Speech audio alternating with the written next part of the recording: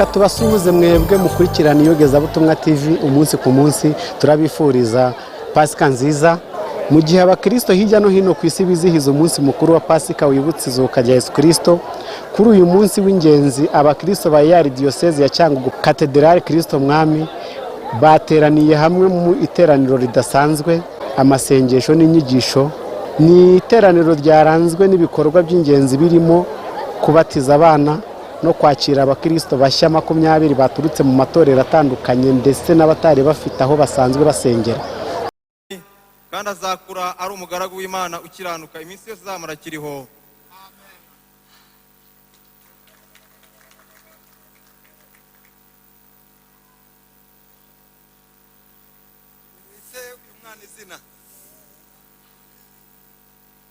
Iganze Arani ndakubatiza mu izina rya Data wa twese n'iry'Umwana n'iry'Umwuka wera, amen. Wakiriye Iganze Arani mu itorero ry'umukumbi wa Kristo, kandi tumushyizeho ikimenyetso cy'umusaraba kimuhamiriza ko se Kristo, kandi ko azahora ari umugaragu we, azahora arwanya ibyaha n'iby'isi na Satani munsi y'ibendera ya Kristo, akazahora ari umugaragu ukiranuka, amen.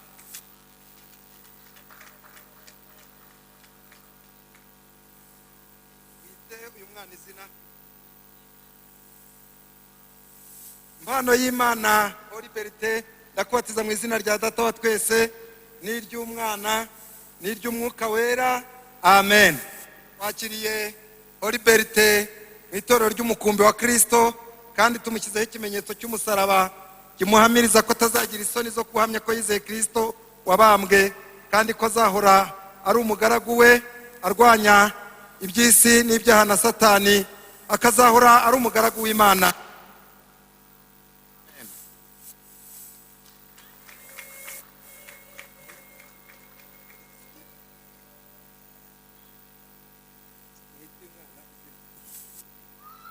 Ishimwe Aime Brian ndakubatiza mu izina rya Data wa twese n'iry'Umwana n'iry'Umwuka wera, amen. Wakiriye Aime Brian mu itorero ry'umukumbi wa Kristo, kandi tumushyizeho ikimenyetso cy'umusaraba kimuhamiriza ko azahora ari umugaragu w'Imana ukiranuka, akazahora arwanya ibyaha n'iby'isi na Satani munsi y'ibendera ya Kristo, akazakomeza kuba umugaragu w'Iteka ukiranuka, amen.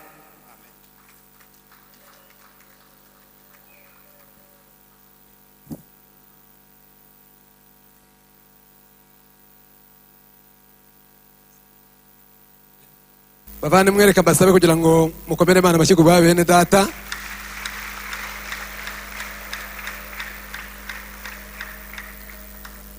Mureke rero tubakire.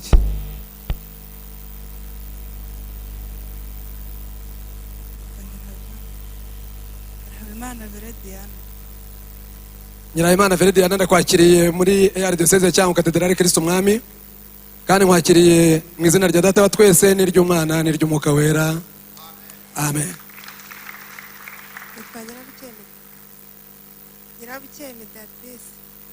Nyirabuke Mediatrice ndakwakiriye muri Yari Diocese ya Cyangugu Cathedrale Kristo Mwami, kandi nkwakiriye mu izina rya Data wa twese n'iry'Umwana n'iry'Umwuka wera, amen. Nitwa Nagize Maria Angelique. Nagize Maria Angelique ndakwakiriye muri Yari Diocese ya Cyangugu Cathedrale Kristo Mwami, kandi nkwakiriye mu izina rya Data wa twese n'iry'Umwana n'iry'Umwuka wera. Reka dukomere Imana amashyi. Nitwa Wanyirigira Germaine ndakwakiriye muri Yari Diocese ya Cyangugu Cathedrale Kristo Mwami, kandi nkwakiriye mu izina rya Data wa twese n'iry'Umwana n'iry'Umwuka wera, amen.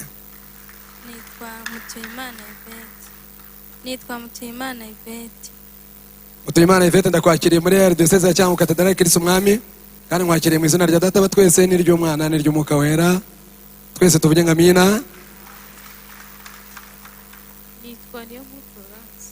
Niyo nkuru Florence ndakwakiriye muri Yari Diocese ya Cyangugu Cathedrale Kristo Mwami, kandi nkwakiriye mu izina rya twese n'iry'Umwana n'iry'Umwuka wera, amen. Nitwa Irakoze Emery. Irakoze Emery ndakwakiriye muri Yari Diocese ya Cyangugu Cathedrale Kristo Mwami, kandi nkwakiriye mu izina rya Data wa twese n'iry'Umwana n'iry'Umwuka wera, amen. Umuhoza Adeline. Umuhoza Adeline ndakwakiriye muri EAR Diocese ya Cyangugu Katedrali Kristo Umwami, kandi nkwakiriye mu izina rya Data wa twese n'iry'Umwana n'iry'Umwuka wera, amen. Ganishuri Jean de Dieu. Ganishuri Jean de Dieu ndakwakiriye muri EAR Diocese ya Cyangugu Katedrali Kristo Umwami, kandi nkwakiriye mu izina rya Data wa twese n'iry'Umwana n'iry'Umwuka wera, amen. Somana Yonatani, turakwakiriye mu itorero Anglikani ry'u Rwanda Diocese ya Cyangugu Katedrali Kristo Umwami, kandi tugushyizeho ikimenyetso cy'umusaraba kiguhamiriza uhereye none uzagira isoni zo guhamya Kristo wabambwe, kandi uzahore urwanisha ubutwari munsi y'ibendera ye, urwanya ibyaha n'iby'isi na Satani, kandi ukomeze kuba intore kandi umugaragu wa Kristo ukiranuka iminsi yose uzamara ukiriho, amen.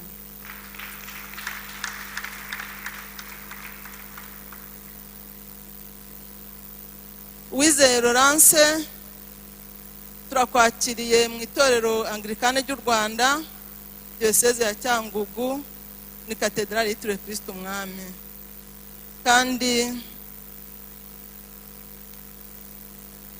Laurence tumushyizeho ikimenyetso cy'umusaraba kimuhamiriza ko uhereye ubu atazagira isoni zo guhamya ko yizeye Kristo wabambwe, kandi ko azahora arwanisha ubutwari munsi y'ibendera ye, arwanya ibyaha n'iby'isi na Satani, kandi ko azakomeza kuba intore kandi umuja wa Kristo ukiranuka iminsi yose azamara akiriho, amen. Uyu muhango wabereye muri Katedrali Kristo Umwami, witabirwa n'abakristo benshi, aho humvikanye ubutumwa bw'ibanze ku ubusobanuro bwa Pasika. Mu nyigisho yatanzwe na nyiricyubahiro umushumba wa EAR Diocese ya Cyangugu, yasobanuye ko Pasika ari umusingi wo kwemera kwa Gikristo, igaragaza intsinzi ku rupfu, urukundo rwa Yesu Kristo. Yibukije abakristo izuka rya Yesu Kristo ko riba icyizere cyo gutsinda ibigeragezo byose mu buzima, anabasaba guhora bagendera mu kuri no mu rukundo. Yongera kubibutsa kandi ko iyi Pasika atari yo kurya no kunywa gusa, ahubwo ari yo kuzirikana urupfu rwa Yesu Kristo. Muri uwo muhango kandi abana babatijwe binjira mu muryango mugari w'itorero, mu gihe abakristo 20 bakiriwe ku mugaragaro, bashimangira urugendo rushya rwo kwizera no gukorera Imana. Pasika ni umuzuko wa Yesu. Abantu bayisobanukiwe rero ntago baheranwa ngo baheranwe n'amateka bari bafite mbere yuko bahura nawe. Ubwo Yesu yazutse akatwereka ko ari umunyambabazi, natwe akazitugirira. Pasika ikigiye kuzana muri twebwe ni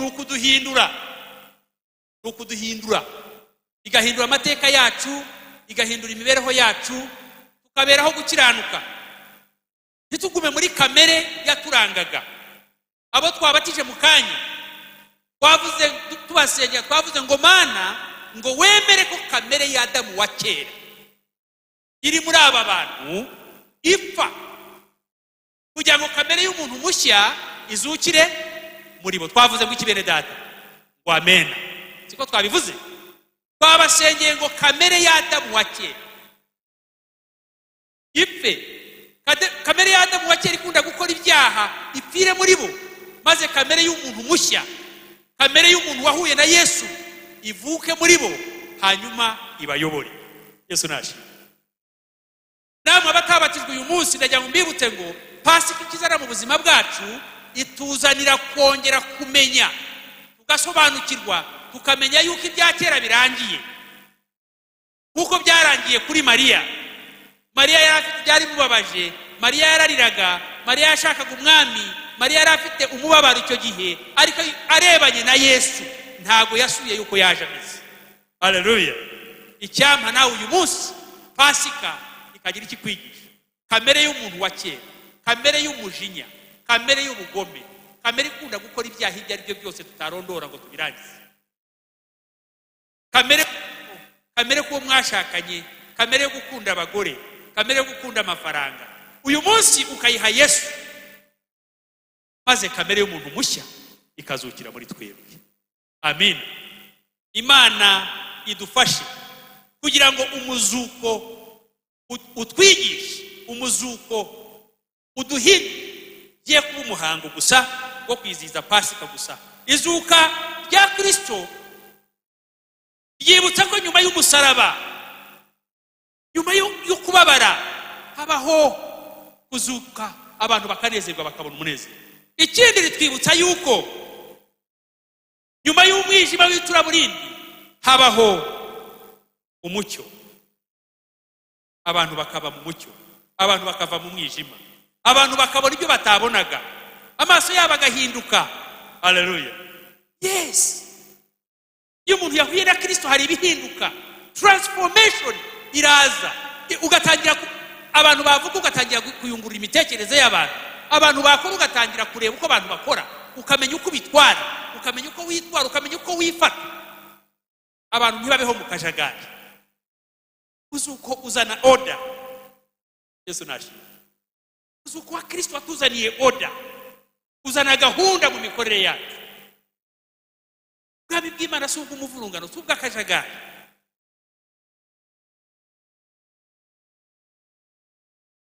Umuzuko rero utuzanira umucyo, kandi nyuma y'amarira, nyuma yo kubabara, umuzuko iyo habaye urupfu abantu barababara nk'uko bababaye igihe babambaga Yesu.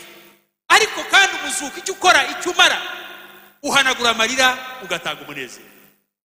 Mariya ari mu bagore bariraga munsi y'umusaraba wa Yesu, bamwambitse ubusa, bamukubita, bamuzonga, bamushinyagurira.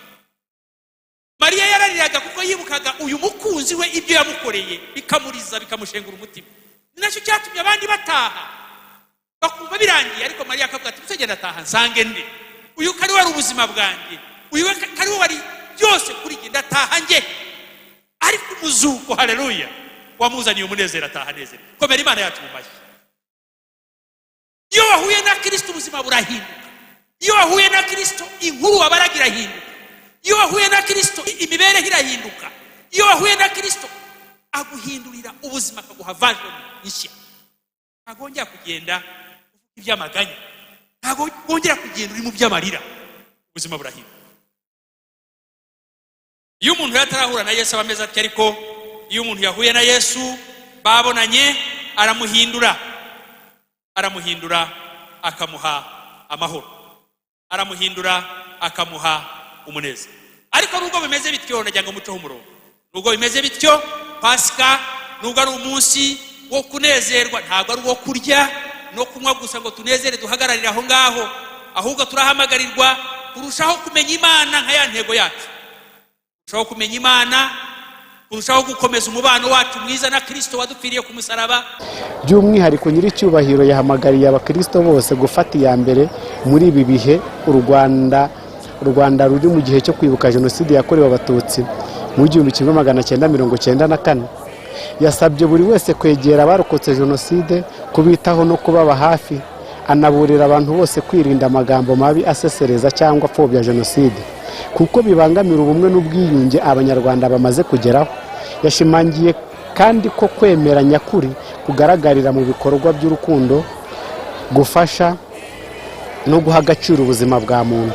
Muri iki gihe rero twizihiza Pasika muri uku kwezi kwacu kwa kane muri uyu mwaka wa 2026, irakurikirana n'icyunamo. Babivuze irakurikirana n'icyunamo, igihe gishaririye abanyarwanda twese, igihe twaciye mu mateka agoye, igihe twanyuze mu bikomeye, imbaga y'abanyarwanda abatutsi barenga miliyoni bagatikira.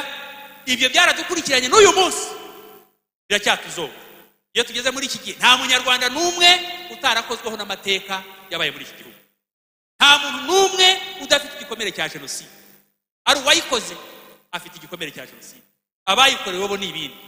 Ariko nubwo bimeze bityo, ndagira ngo mbabwire ngo basabe muri iki gihe twibuka jenoside yakorewe abatutsi muri 1994, mbere ya byose tubanze duhumurize kandi bihanganishe bene data bagizweho ingaruka na jenoside. Bene data barokotse tubahumurize kandi tubizeze yuko twe nk'itorero turi kumwe namwe, turi kumwe namwe, twifatanije namwe, ntago muri mwenyine. Kristo wazutuye tuvuga Emmanuel, bisobanura ngo Imana iri kumwe natwe. ntabwo iri kumwe natwe twenyine, iri kumwe n'abarokotse jenoside yakorewe abatutsi. Iri kumwe namwe, izi byanyu, izi mibabaro yanyu, izi ngorane zanyu, izi byo munyuramo. Uwo Emmanuel wazutse niwe soko y'ihumure, niwe soko y'icyizere cyo kubaho ubuzima buzaza, kandi azamarira y'abababaye. Ni Imana yacu twese, kandi umufasha utabura kuboneka mu byago no mu makuba. Niko umwanditsi wa Zaburi ya 46 ku murongo wa 2 yabivuze. Ni umufasha, azi ibyo tunyuramo, azi amateka yacu, azi ibibazo byacu. Mu gihe nk'iki ngiki rero, abangira ngo mbonereho gusaba itorero twese, abakristo twese, ko muri iki gihe gikomereye abanyarwanda twese, ndetse by'umwihariko abavandimwe bacu barokotse jenoside yakorewe abatutsi muri 1994, ndabasaba ko tubaba hafi, ndabasaba ko tubahumuriza mu mibabaro yabo, ndabasaba ko twirinda imvugo n'amagambo akomeretsa cyangwa amagambo n'imvugo zipfobya jenoside yakorewe abatutsi, kandi turushaho kurwanya icyo ari cyo cyose cyakongera guhembera amacakubiri cyangwa se cyarangwamo amagambo agaragaramo ingengabitekerezo ya jenoside. Mu gihe nk'iki ngiki birababaza kubona abantu baba mu rusengero kwizihiza Pasika uyu munsi, mu gitondo kumva ngo babwiye abandi amagambo akomeretsa. Ibyo biba byerekana iki? Biba byerekana ko Kristo atazukiye imitima yacu. Kristo ni urukundo, Kristo ntawe ashaka kubabaza, Kristo ashaka ko abantu babana mu mahoro. Reka mbasabe kugira ngo muri iki gihe twijira muri iyo sezo, muri icyo gihe twibuka iyo mibabaro, izo ngorane zagwiriye igihugu cyacu, abantu bakibwiriza bakamara abandi. Iki gihe menye uko twifate nk'abantu babonye Kristo. Haleluya. Twifate nk'abantu bahuye nazo. Ahubwo dukora iki rero? Ndayamba mbasabe kugira ngo turusheho kurangwa n'urukundo, turusheho kurangwa n'amahoro, turusheho kurangwa n'ubumwe umuryango w'abanyarwanda. Kandi icyo Yesu yavuze ku wa 4 wera, aravuga ati ibyo nibyo bose bazabamenyeraho ko muri abigishwa banjye, nibigenda bite?